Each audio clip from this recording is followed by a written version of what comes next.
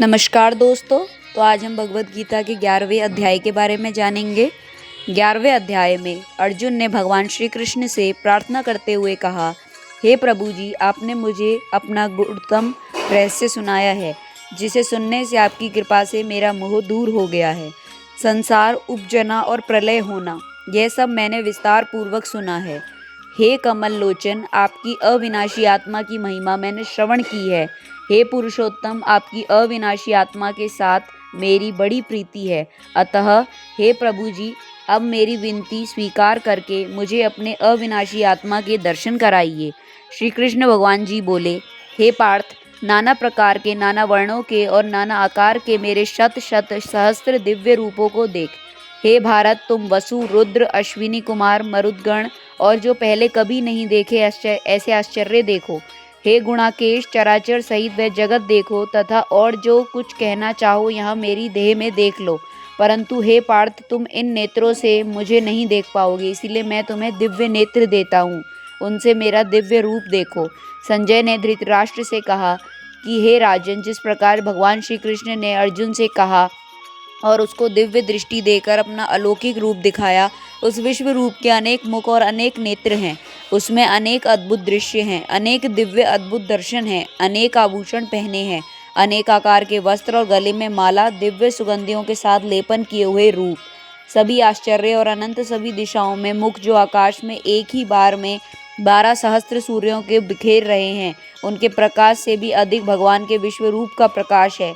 वहाँ सारा जगत श्री विष्णु भगवान जी की देह में है। यह सब देखकर अर्जुन के रोंगटे खड़े हो गए हैं और उसने आश्चर्य से उन्हें नमस्कार किया। हे महाराज, दोनों हाथ जोड़कर वह कह रहा है, हे देवों के देव श्री कृष्ण भगवान जी, मैं आपके देह में अनंत रूप देख रहा हूँ, जिसका कहीं अंत दिखाई नहीं दे रहा। हे विश्वेश्वर, ऐसा आपका दिव्य रूप है। आपके शीश अनंत हैं, जिन पर सुंदर मुकुट हैं, हाथों में शंख, चक्र और गदा दिख रहे हैं और चारों ओर आपके तेज का प्रकाश फैला हुआ है। मैं आपके इस विश्व रूप को नहीं देख सकता। आपका रूप ऐसा है मानो प्रबल अग्नि जल रही हो, जैसे असंख्य सूर्य एक साथ उदय हो गए हों, ऐसा अनंत आपका तेज है। आप अजर अविनाशी हैं, सबसे परे हैं, जानने के योग्य हैं, अनेक अनेक प्रकार की रचना से पूर्ण है, पूर्व से भी पूर्व हैं, धर्म के रक्षक सनातन पुरुष हैं, आप अनादि हैं, आपके बल का कोई अंत नहीं है, इस कारण आपका नाम पराक्रम है। अनंत ही आपकी भुजाएं हैं, अनंत नेत्र हैं, अनंत ही मुख हैं, जिनमें अग्नि जलती दिखाई दे रही है। आप अपने तेज के प्रकाश से ही सारे विश्व को प्रकाशित कर रहे हैं। आपके इस अद्भुत और भयानक रूप को देखकर तीनों लोग भयभीत हैं। कई करोड़ देवी देवताओं को मैं आप में प्रवेश करते हुए देख रहा हूँ। कई करोड़ देवता कांपते हुए आपके सामने हाथ जोड़े खड़े आपकी स्तुति कर रहे हैं। कई करोड़ ऋषि व सिद्ध पुरुष आपसे भयभीत होकर आशीर्वाद दे रहे हैं कि हे ईश्वर, तुम्हारी जय हो, तुम चिरंजीवी हो। हे ऋषिवर सिद्ध तुम्हारी स्तुति करते हुए पुष्प चढ़ा रहे हैं, कई पुष्पों की वर्षा कर रहे हैं। आपके इस रूप को देखकर बहुत से लोग डरे हुए हैं।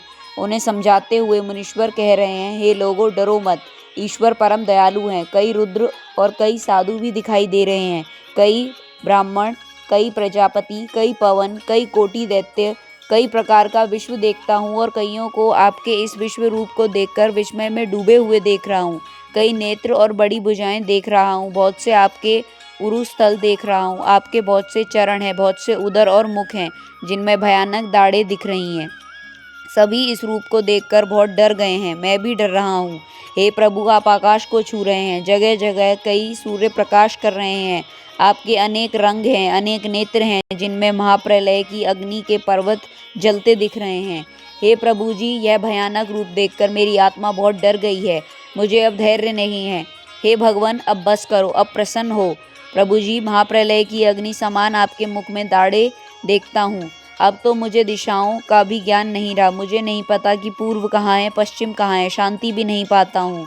हे जगन्न निवास, हे जगत आश्रय, अब क्षमा करो, मैंने आपका विश्व रूप देख लिया, अब प्रसन्न होइए। हे धृतराष्ट्र के पुत्रों की सेना के जो योद्धा हैं, राजे महाराजे हैं, इनमें मुख्य हैं भीष्म, द्रोणाचार्य व कर्ण, इन सभी को अग्नि से प्रज्वलित जैसे आपके मुख में पड़े देखता हूँ। महाभयानक जो आपके मुख में दाढ़ें हैं, सो कितने ही योद्धाओं के सिर उन दाड़ों में लटके हुए देखता हूँ। जैसे बड़े वेग से नदियाँ समुद्र की ओर बढ़ती हैं और उसमें जा विलीन होती हैं, उसी प्रकार से बहुत से योद्धा को मैं आपके मुख की ओर बढ़ते और उसमें समाते हुए देख रहा हूँ। जैसे प्रलय की अग्नि में पतंगे उतावले होकर आ पड़ते हैं, वैसे ही बड़े वेग के साथ योद्धा गिर रहे हैं, जिन्हें आप सांसों से निगलते जा रहे हैं। महाअग्नि से भरे आपके जो मुख हैं, आप उनसे ही संसार को उपजाते हैं। आप ही यह भयानक विश्वरूप धारकर सारे विश्व को भर रहे हैं। हे देवों के देव, आपको नमस्कार है। बस अब प्रसन्न होइए। मैं आपका जो आदि अनंत देखना चाहता था वह नहीं देख सका। आपका कोई आदि अंत हो तो दिखाई दे। आप अनंत हैं। अर्जुन के वचनों को सुनकर श्री कृष्ण भगवान बोले, हे अर्जुन, इस समय इन योद्धाओं का काल रूप मैं ही हूँ। मैं संसार का नाश करने वाला उग्र काल हूँ। समस्त जनों का संहार करने के लिए आया हूँ। तुम्हारे युद्ध न करने पर भी ये योद्धा जीवित न रह सकेंगे। अतएव तुम उठो, शत्रुओं का संहार कर यश को लेकर इस महासमृद्धिशाली राज्य का भोग करो।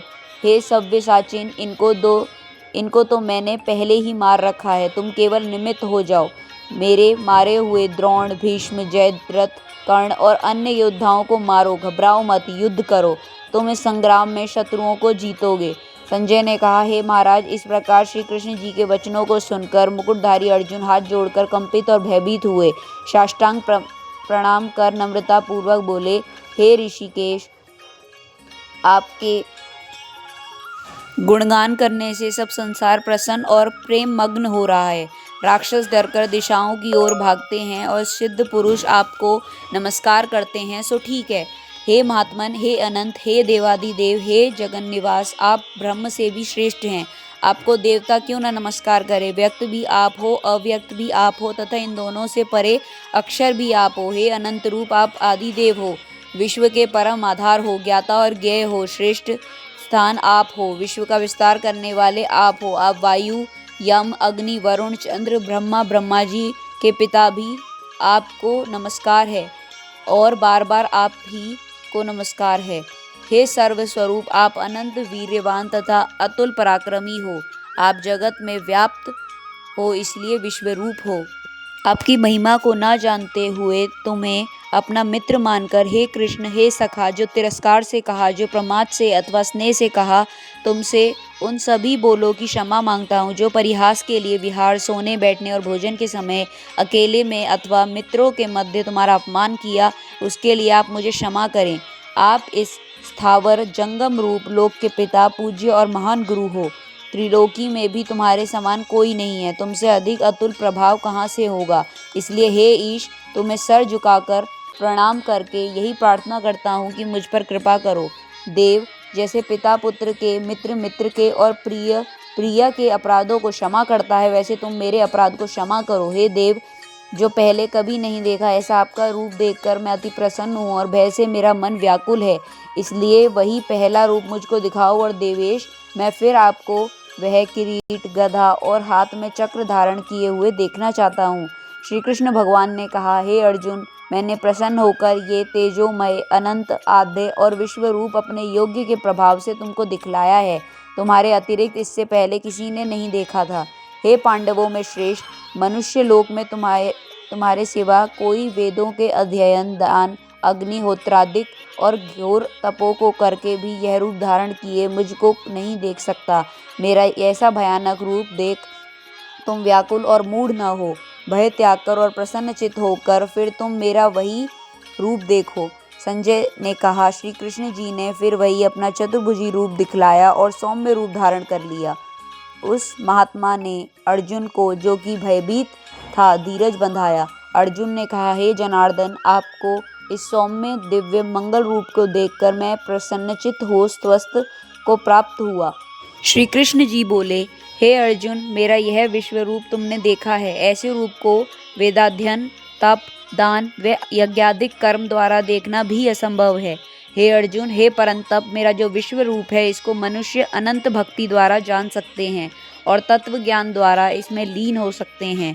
हे अर्जुन, जो कोई मनुष्य मेरी ही भक्ति के लिए कर्म करते हैं, मुझको ही सर्वोत्तम मानते हैं, मुझ में ही भक्ति रखते हैं, सब सांसारिक सुखों से मुख मोड़ चुके हैं, संपूर्ण प्राणी से वैर त्याग चुके हैं, वे ही मुझको प्राप्त हो सकते हैं। हे अर्जुन, जैसे तूने मुझे पाया है वैसे किसी ने नहीं पाया, क्योंकि तू मेरा अनन्य भक्त है। मेरे बिना तू किसी का भजन नहीं करता, इसी कारण तूने मेरा यह रूप देखा है। इन नेत्रों से भी और ज्ञान नेत्रों से भी प्रेम से तूने मुझे पाया है। मैं तेरे अधीन हूँ, तूने मुझे पा लिया और मैंने तुझे। हे पांडुनंदन, अब जो तुझको करना उचित है वह सुन। परम प्रीति से मेरी पूजा कर, हर सांस में मेरे नाम का स्मरण कर और इस प्रकार मेरा भक्त हो। संसार के लोगों के साथ प्रीति न कर, सब भूत प्राणियों से निर्वैर हो। जब ऐसा होगा तब तू मुझे प्राप्त होगा, यह निश्चित जान। इति श्रीमद्भगवद्गीता सूपनिषत्सु ब्रह्म विद्यायां योगशास्त्रे श्री कृष्ण अर्जुन संवादे विश्वरूप दर्शन योगो नाम एकादशो अध्याय। तो दोस्तों, यहाँ हमारी भगवत गीता का 11वां अध्याय संपूर्ण हुआ। आपको ये अध्याय कैसा लगा हमें कमेंट बॉक्स में ज़रूर बताएं। धन्यवाद।